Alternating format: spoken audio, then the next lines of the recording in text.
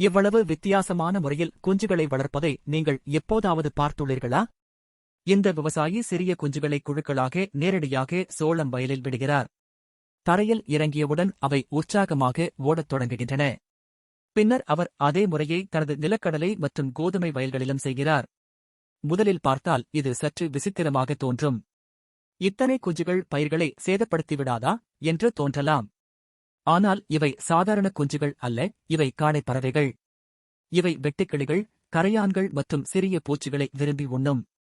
அதனால் பயிர்களை சேதப்படுத்துவதற்குப் பதிலாக அவை வயல்களில் உள்ள பூச்சிகளை அழிக்க உதவுகின்றன. மேலும் சுதந்திரமாக வெளியில் வளர்வதால் அவை வலிமையானதும் ஆரோக்கியமானதுமானவையாக மாறுகின்றன. பறக்கத் தகுந்த வயதிற்கு வந்ததும் விவசாயி அவற்றை விற்பனைக்கு தயாராகும் வரை மூடப்பட்ட வெளிகள் அல்லது கூண்டுகளில் மாற்றுகிறார். மேலும் காடைப் பறவைகள் சிறந்த முட்டையிடும் பறவைகள், ஒவ்வொரு சுழற்சியிலும் 6 முதல் 12 முட்டைகள் வரை இடுகின்றன. உண்மையிலேயே இது இருபுறத்திற்கும் பயனளிக்கும் ஒரு விவசாய முறை.